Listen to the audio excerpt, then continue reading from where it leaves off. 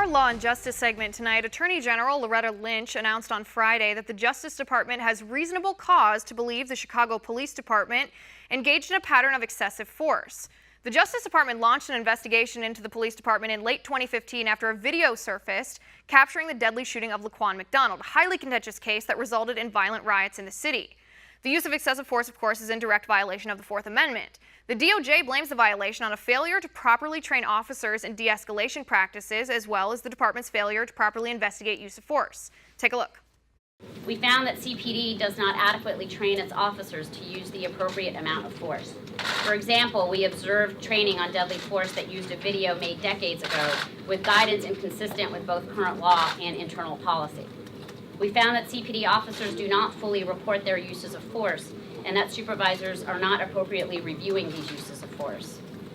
We found that Chicago's accountability systems are broken. Many complaints that should be investigated are not. And when investigations do occur, they are glacially slow and staffed by overworked and undertrained investigators who often fail to obtain basic witness statements and evidence. Officers are too rarely held accountable for misconduct, and when they are, discipline is unpredictable and ineffective. Joining me now, President of Americans in Support of Law Enforcement, Scott Erickson. Scott, thanks for being here. Of course, good to be here. All right, Scott, this is a pretty serious allegation, like I said in the introduction. I mean, the Justice Department has reasonable cause, they say, to believe that the Chicago PD engaged in a pattern of excessive force, not just an isolated incident, a pattern here. Explain to us what this means. Well, I think in this report, the DOJ interviewed over 1,000 individuals, members of the community as well as activists. Also did about 60 ride-alongs through all different shifts with the Chicago Police Department to try and get a better sense of how the organization worked culturally, and they came to these conclusions. I mean, this is a scathing report, a 161-page report, which really, calls into question exactly, the training and leadership within the Chicago Police Department. Now, I've said this before, and I'll say it again. I think to the extent that this accurately represents sort of the systemic problems within the Chicago Police Department, then where these problems exist, they need to be dealt with and dealt with appropriately. And if local government won't take care of it, and the DOJ has to step in, then that's understandable. But right, and you've talked to me before, Scott. You've talked to me before about the need for de-escalation training, about really the deficiency in training in some police departments overall. I mean, from the outside, as someone who's an expert in this, do you see that about the Chicago PD? Well, it's hard to say. I mean, look, de-escalation is a fantastic tool. It's a fantastic concept. But when you're a police officer and you're walking up to a car and somebody pulls a gun on you, there is no such thing as de-escalation. And people need to understand that anytime there's a use of force situation or there's a shooting, an officer-involved shooting, that there wasn't always a de-escalation alternative. Now, maybe there are at times, but there aren't always. And so we have to be careful not to draw these broad conclusions and broad sort of condemnations of the entire Chicago Police Department or law enforcement in general and simply hang our hat on the idea that de-escalation is some sort of panacea that will reduce officer-involved shootings. I mean, it's important. It's absolutely important. There should be consistency in training. There should certainly be consistency in training applied throughout the entire Chicago Police Department. It's a large organization of 12,000 people.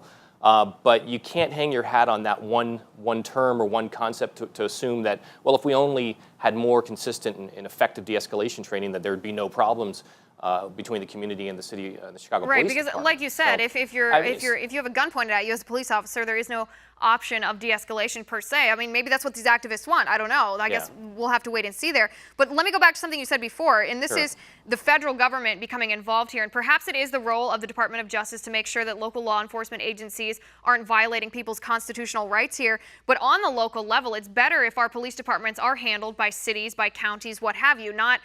It's been a principle in our nation since the founding not to have a federal police department, to not have a federalization of the police. So in this particular case, if we're looking at Chicago PD, if there's truly a deficiency in the training of their officers, who's responsible for that ultimately? Well, ultimately, responsibility lies with the police department and then local government, the city council, the mayor's office that are overseeing the Chicago Police Department. Who's being hired in leadership positions? I mean, these are problems. the way the DOJ presented it, these are problems which should have been identified and rooted out quite a long time ago. I mean, if you're having a problem in your police academy, for instance, and you're using decades-old, outdated training material you're training young officers with material that's out of date and not even consistent with the law anymore, and that's a serious problem, but that should have been rooted out quite a while ago. So again, I'm very reluctant to have the federal government step in and usurp the democratic process, so to speak, in not allowing the local government to deal with an issue like this. But if it gets to a point where there is a systemic problem and you can sort of outline where that exists, like you said, perhaps it's important that we maintain and we ensure that all American and I guess civil rights are I want to protected. drill So down just a little bit further here. If local government is the one responsible, if the police department, I mean, be more specific. Is this neglect on the part of the police superintendent to make sure that his training manuals were in fact up to date, since that's what the DOJ is saying, that they watched videos that were from decades ago, woefully out of date, not in line with the current laws, the current regulations and guidelines for use of force here? Is it the police superintendent? Is it the mayor who hired him? Who is the one? I mean, ultimately, the buck has to stop somewhere in cases like this. Who has been the one that's been negligent? Yeah, I mean, within each organization is different. So which commander, which deputy chief, who actually directly oversees the training within the organization, within the academy, those individuals should be responsible for making sure that the curriculum is up to date. Who is that person's supervisor? And of course, you're going to go all the way to the top. You can go to the superintendent, you can go to the mayor's office. It depends on who's going to eventually take the fall for this. But at the end of the day, there's a direct supervisor in a position of authority and leadership within that organization that oversees the curriculum being taught to young officers in the academy and then in the field training program or on the street. And so I don't know who that individual is offhand, but right. That's I think that's where we need to to investigate next, because when you read these news stories, when you listen to the liberal mainstream media, you get the idea that the entirety of the Chicago Police Department, every officer that puts on that uniform is racist, is participating in excessive use of force, not in an isolated way, but in a pattern. But to me, it seems like, well, they're doing what they were taught. If they were taught incorrectly, then you need to go up to the top, root out the bad bureaucrats at the top, and start implementing from the top up policies that are actually in line with appropriate use of force, instead of having the federal government come and take over. Scott, I want to ask you one question. This is a tiny bit off topic, but still on police here. But it has to do with your work now, and that's, the federal government does have a large impact on local police forces. We see these consent decrees, not just in Chicago, but in other cities that have had issues with police-involved shootings. But given how influential the federal government is in local policing, in your opinion, what does a Trump presidency mean in these whole issues?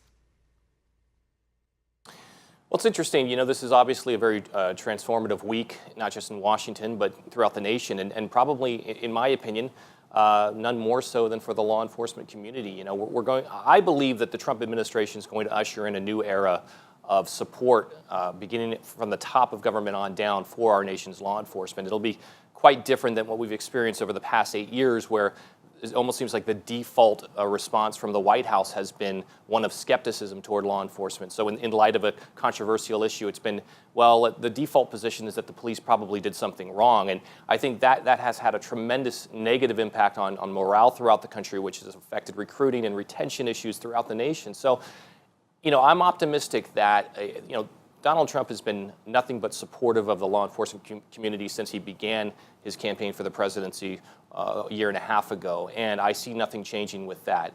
I think the DOJ, under Senator Sessions, if he's confirmed, will be much less activist, so to speak, and probably a lot more respectful of the prerogatives of state and local law enforcement and the democratic process. Going back to what we spoke on a few minutes ago, respecting and understanding that local issues with law enforcement are probably most appropriately dealt with at the local level. Again, putting aside the fact that if the local government fails to deal with that, then that's a different issue. But at the end of the day, I think we're going to see a much more optimistic outlook for law enforcement over the next 4 years, and hopefully far beyond that, because we're at a point right now.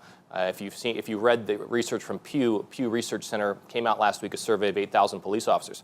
This provided the empirical evidence to substantiate what I've been saying and others have been saying for a couple years now. The Ferguson effect is real. Cops are more concerned. They're less willing to get involved in proactive policing, and that is a serious problem for all of us. And I think the DOJ, like you said, that's a good point. Under Senator Sessions, if and when he's confirmed, that'll bring the DOJ back into the position of being a partner with local law enforcement instead of the two of them being combative. The DOJ will stop trying to interpret law and go back to just enforcing the law that is on the books, whether or not they agree with it politically. Scott, I appreciate you coming on the show, sir. It's always great to talk to you.